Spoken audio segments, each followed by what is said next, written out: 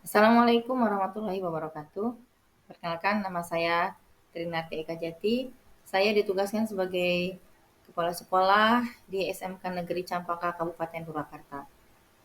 Pada kesempatan ini saya akan menyampaikan mengenai salah satu inovasi pengembangan sekolah yang pernah dilakukan, yaitu dalam hal pengelolaan waktu di sekolah satu atap. Permasalahan yang dihadapi adalah kurangnya alokasi waktu untuk kegiatan harian di SMK Negeri Campaka, yaitu kami hanya memiliki waktu dari pukul 13.00 sampai dengan 17.30 untuk berada di sekolah.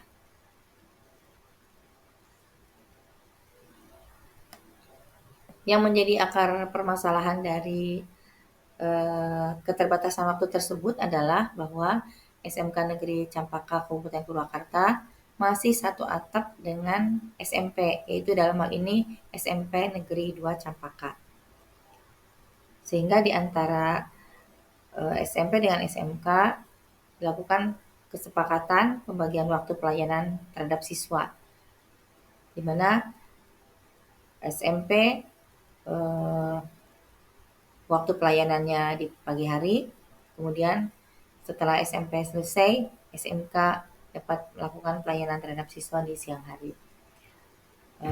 Dan alhamdulillah sebenarnya SMK Negeri Campaka ini sedang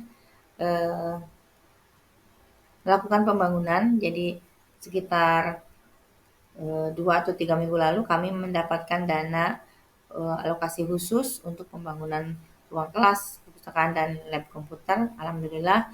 Nah, namun sebelum pembangunannya selesai, kami tentu harus mencari solusi bagaimana supaya dalam waktu yang kami masih belum pindah, masih satu atap, pelayanan terhadap siswa dapat dilakukan dengan baik dan tidak terlalu jomplang dengan aturan yang ada.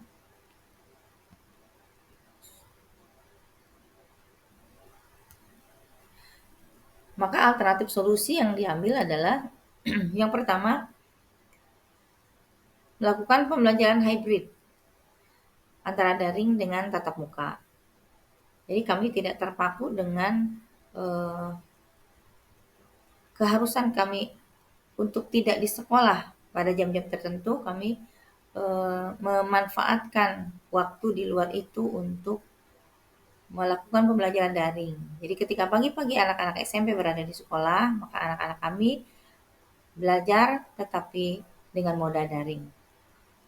Yang perlu dilakukan tentu adalah menganalisis mata pelajaran apa yang paling memungkinkan untuk dimix dengan daring. Karena kita semua sudah berpengalaman dengan pembelajaran daring waktu kemarin kita mengalami pandemi COVID, dan kita merasakan bagaimana untuk mata pelajaran tertentu belum bisa optimal untuk dilakukan secara daring. Kemudian yang dilakukan berikutnya adalah mengoptimalkan e-learning sekolah yang memang sudah ada. Optimalisasi di sini dalam bentuk mempermudah akses siswa, mempermudah akses guru, kemudian mempermudah untuk yang bertugas monef seperti kepala sekolah ataupun kurikulum untuk mengakses pembelajaran daring yang terjadi.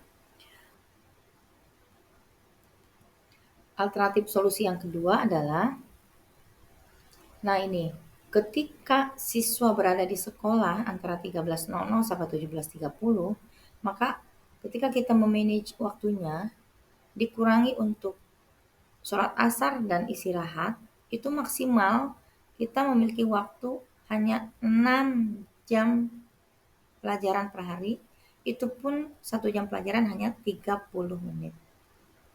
Padahal standar dari 1 jam pelajaran untuk SMK itu harusnya 45 menit.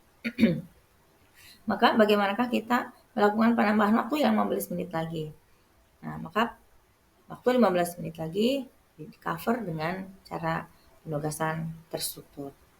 Tentu yang harus diperhatikan adalah guru ketika memberikan penugasan terstruktur harus sebijaksana mungkin. Kita semua, seluruh sekolah di Indonesia bahkan di dunia sudah mengalami ketika badai pandemi terjadi dan anak-anak begitu merasakan berat dengan tugas yang menumpuk. Maka tugas harus dikondisikan lebih bersifat implementatif, kemudian berhubungan dengan kehidupan sehari-hari, menyenangkan, kemudian porsi tugasnya juga disesuaikan dengan waktu yang ada sehingga pemenuhan waktu 45 menit bukan menjadi hal yang menyiksa untuk anak-anak. Alternatif solusi yang ketiga adalah mengaktifkan kembali ekstrakurikuler. Jadi kita semua sudah memahami bagaimana pentingnya ekstrakurikuler untuk menumbuhkan kepercayaan diri siswa, untuk menumbuhkan kesenangan siswa di sekolah, menumbuhkan minat dan bakat dan sebagainya. Namun masalahnya memang kami terbentur dengan hal tadi,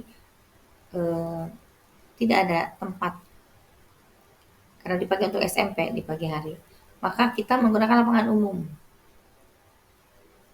Nah, masalah lagi adalah ketika lapangan umum itu kita gunakan siang sedikit panas terik, sehingga tidak akan nyaman untuk anak-anak yang berlatih seperti tari atau menyanyi. Kalau yang olahraga tidak begitu masalah. Solusinya lagi adalah kita titipkan untuk ekskul-ekskul tertentu di rumah-rumah warga. Alhamdulillah sampai saat ini warga masih selalu terbuka untuk membantu kita dalam memfasilitasi anak-anak.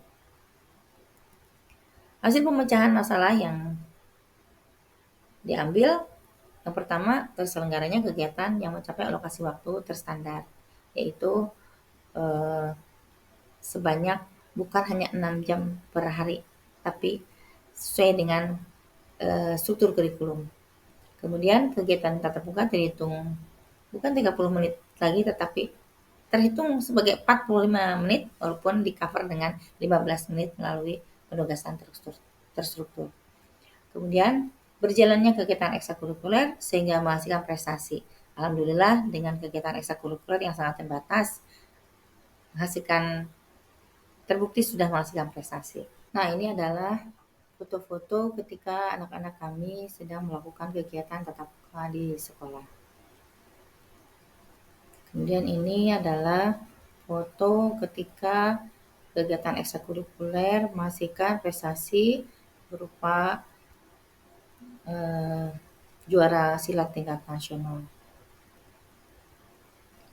Adapun sumber rujukan pemecahan masalah yang diambil adalah Kepmendikbudristek nomor 262 tahun 2022 tentang perubahan atas Kepmendikbud nomor 56 tahun 2022 tentang pedoman penerapan kurikulum dalam rangka pemulihan pembelajaran. Dan yang kedua adalah Peraturan Menteri Pendidikan dan Kebudayaan Republik Indonesia nomor 62 tahun 2014 tentang kegiatan ekstrakurikuler pada pendidikan dasar dan pendidikan menengah. Demikian penyampaian inovasi pengelolaan sekolah yang saya sampaikan. Semoga bermanfaat. Terima kasih. Assalamualaikum warahmatullahi wabarakatuh.